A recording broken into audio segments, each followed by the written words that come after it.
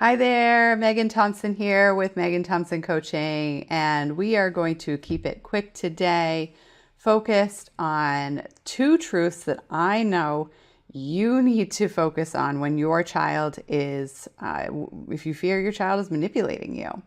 So, when we're parenting sensitive kids, if their behaviors are big, explosive, or implosive, they're crying, they're losing it, you're struggling to help them stay on task and follow through on your expectations, even to the point where your child's big behaviors include hitting, kicking, screaming, running away, throwing things. It is so important to pay attention to who and what is in control of your child's behavior.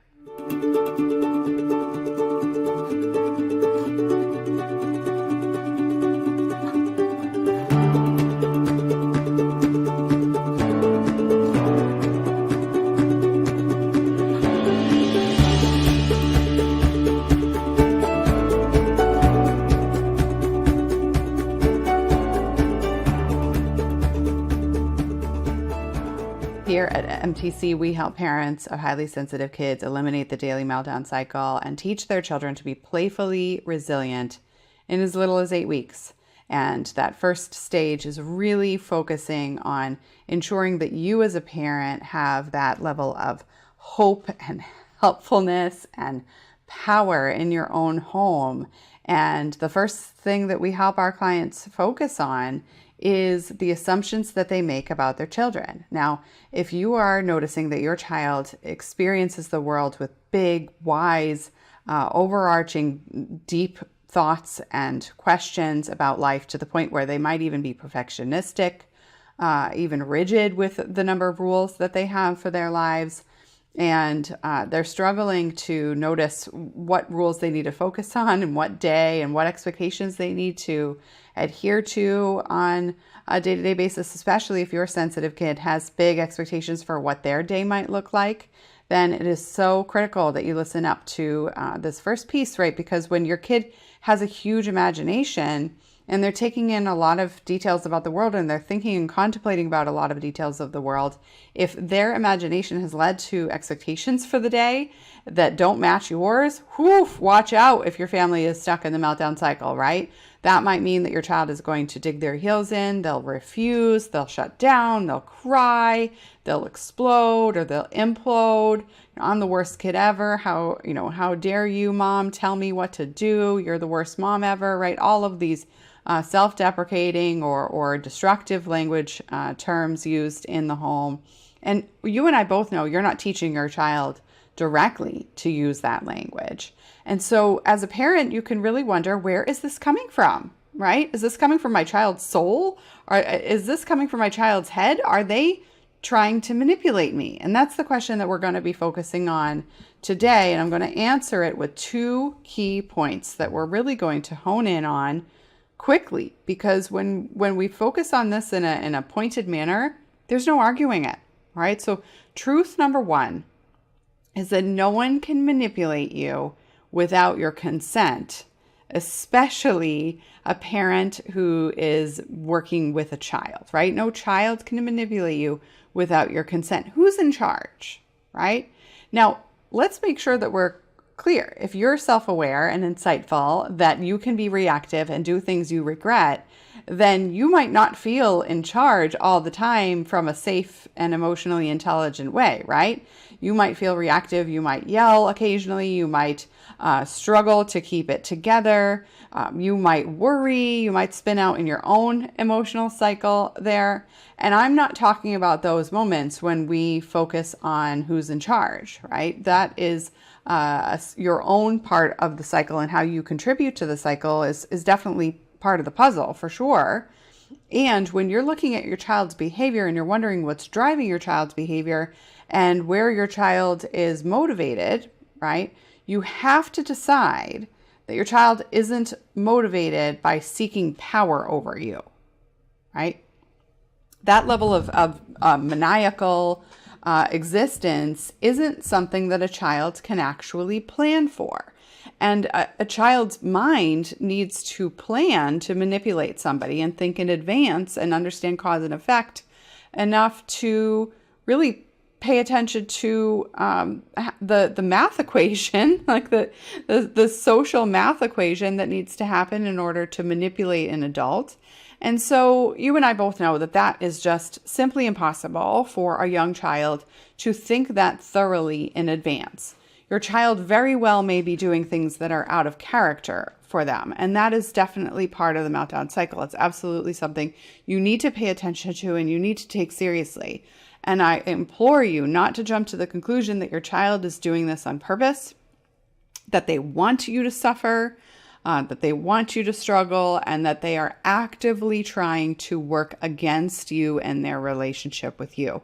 Why? Because that's self-destructive behavior. And at its core, no human being is going to be intentionally self-destructive, right?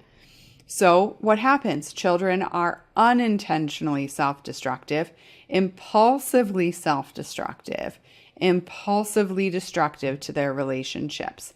And highly sensitive kids without emotion management skills, without the capacity to stay steady in the time of strife and overwhelm, will be much more impulsive than their peers and much more impulsive than the average child. And that level of impulsivity will be quicker and it will be more intense, right? Now, does that mean that your kids should be met with a presumption that they're hyperactive and you need to go get them diagnosed for ADHD? Not necessarily. Absolutely not. Highly sensitive kids who feel big feelings and are quick to impulse can absolutely be shifted out of that behavior. And it starts first with you. You have to decide, does it serve me? Does it serve my child to decide that my kid has power over me in this dynamic, in this family dynamic? Will I be an effective parent?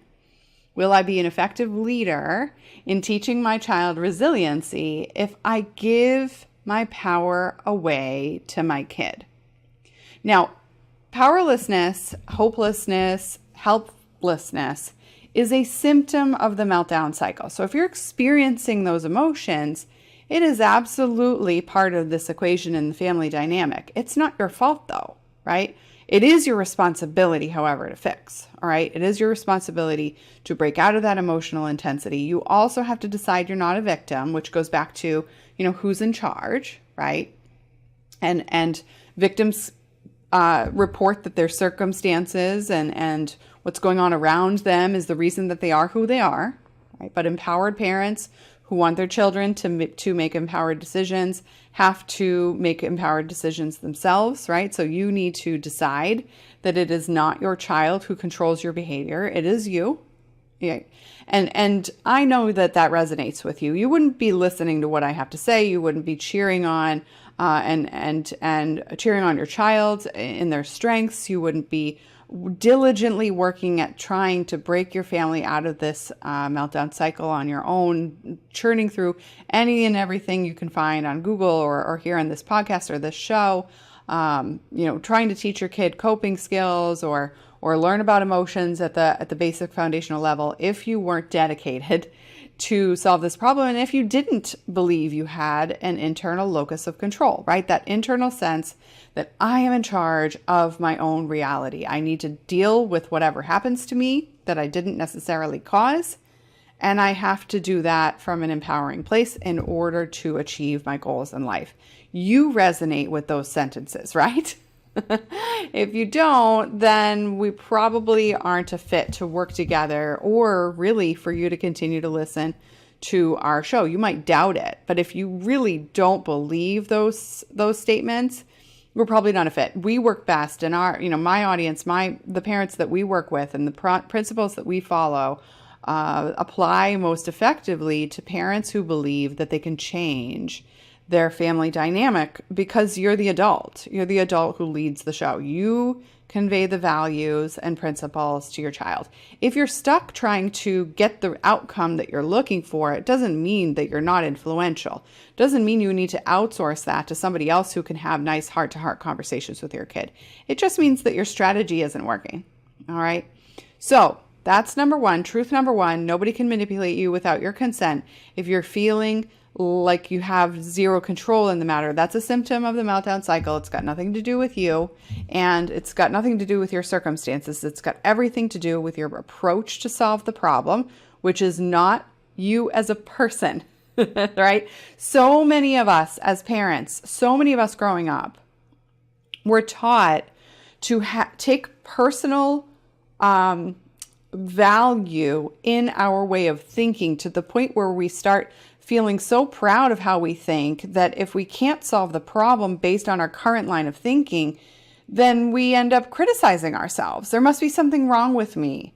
And so when somebody says, hey, your line of thinking on this topic is inappropriate, and you especially when it comes down to your kid, and you automatically think, that must mean there's something wrong with me, then you've aligned yourself with the only way you know how to think right now on a certain problem is tied to your identity, right? And how you think about the world is not tied to your identity unless you make it so, right? And you have to make it so based on a principle of being empowered, because otherwise you have a fixed mindset. The way I think about this problem right now can't change, and if I can't solve this problem, then I can't solve this problem, and I can't think about solving this problem in any other way other than telling myself that I'm a bad person, I'm the worst parent in the world, and I must not be capable of learning how to solve this problem any differently because I've been trying so far, and as a result, I need somebody to do it for me. Now, what's so important to pay attention to in that whole mindset rabbit hole you just took yourself down, right, is that you are maintaining that belief that you're powerless, and you're maintaining that emotion that you're powerless, and then you end up following it, and you're following your emotions. Now, here's the deal. Feelings aren't facts. So you get to ask yourself, am I really powerless in this situation? Is that 100% true? If it's not, then you get to ask yourself, well, what else am I presuming isn't really true? Can I presume that my child actually isn't manipulating me, and in fact, I'm reactive, and people who act reactively in problems are typically trying to survive, and maybe I need help breaking out of survival mode, right? So then we get into truth number 2, which is related to your child's brain development. Children live in the present moment most often, and especially are emotion driven. And so if your child's present moment is emotionally driven and they are most intensely experiencing negative emotions and more frequently experiencing negative emotions than positive, then their behavior is going to be more negative than positive. That doesn't mean that their personality is negative. That doesn't mean that their attention to detail is going to always focus on the negativity unless you choose not to lead them out of that. And this is truth number 2, that you are the catalyst for change for your child. Your child will not change their own perspective if they're going down that same rabbit hole we just talked about how you were headed, right? So you have to help them and lead them into a different manner and lead them towards a different way of thinking. And you have to think from a growth mindset first in order for your child to think from a growth mindset. Now, when we think about that perspective, and when we take a look at solving this problem from that angle, you get the opportunity to decide, how resilient am I? How often do I look at my family's dynamic as a whole? Do I try to be more of a observer of the family dynamic than a quick reactor and a shoot from the hip kind of person when I'm leading the whole family, right? So if you have multiple children, if there's multiple parents involved, then this complicates it. We need both parents to be part of that leadership team, especially if you live together, especially if you're married, right? And if that's the case, then both of you need to be on the same page that you want the best for your children, and you are in charge as parents. Now, the best leaders do not create that I'm in charge from fear. Listen to me or else, right? Listen to me or there will be a consequence, right?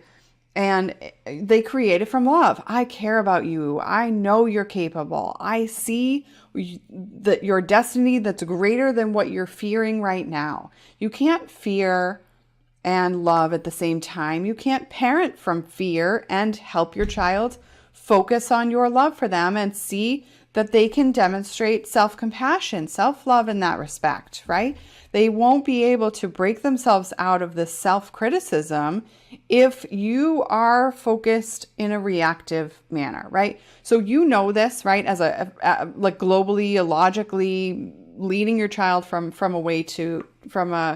a stance, a principle, a value, that they are full of strengths, that they are full of capability, they are full of potential. And yet, if you're stuck swirling the drain of reactivity as a parent, the day-to-day life is continuously getting away from you. You're noticing that you're only focusing on surviving through the day and laying your head on the pillow. And finally, when you do that, that's when you spin out into wondering how you're going to solve this problem.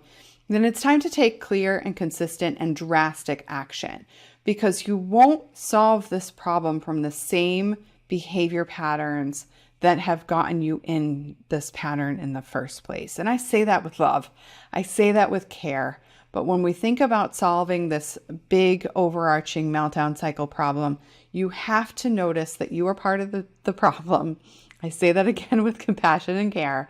You have to notice that your approach to solve problems isn't working to solve this one. And you have to notice that it's time to get support, because at this point, if you could have solved it in your general line of creative thinking, you would have already. And there's a lot that you're not seeing in this dynamic that we help our clients see in a much more empowering capacity.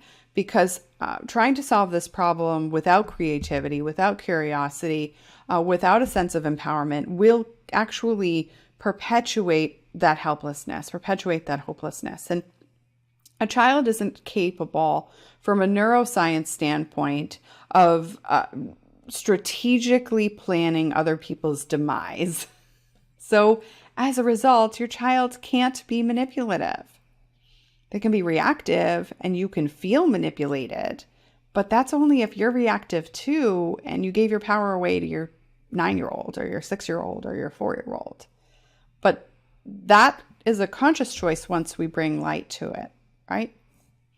So, and it's a heck of a lot easier to stop beating yourself up about that being a conscious choice once you realize you are making a choice there, if you have a process to actively stay out of that reactivity.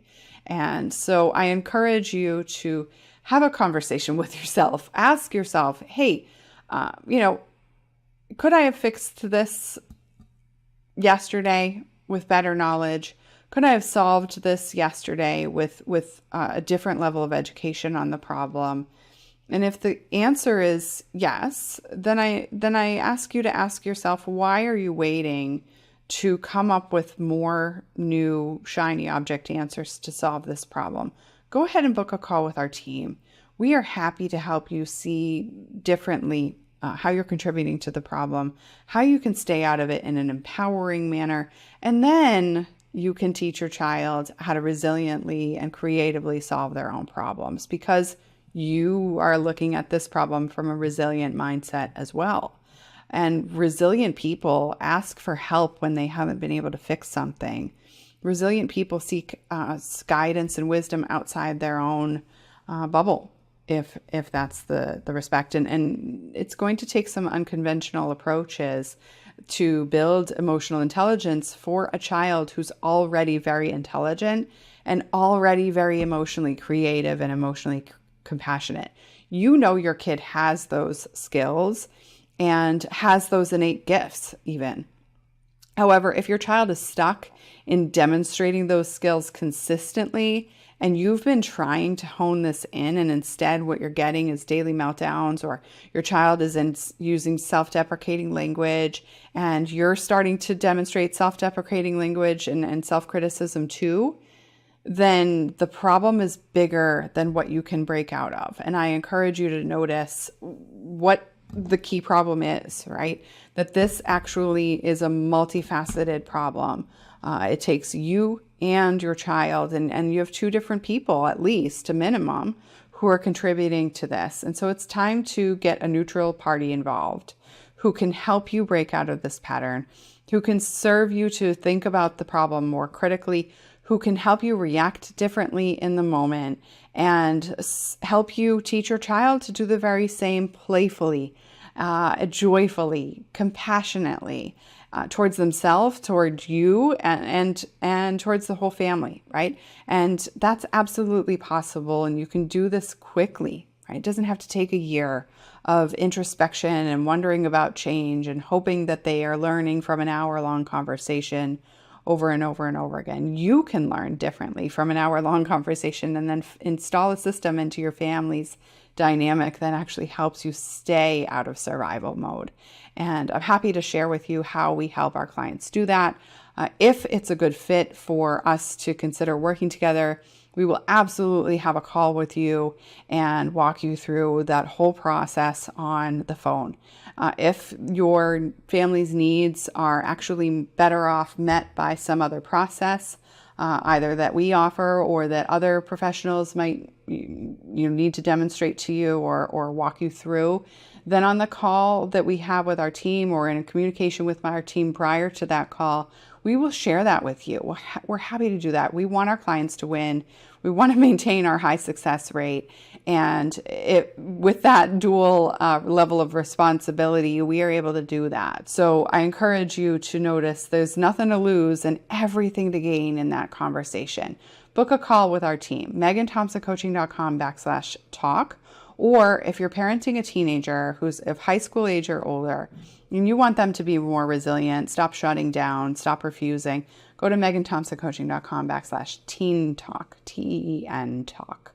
And we're looking forward to that conversation just as much as I know you can be. So let's do it. All right. Happy to talk to you there and happy to help you get rolling in the work that we do so that you can focus on your child and your whole family dynamic thriving rather than just hanging on, trying to get the job done, waiting for it to shake itself out. All right.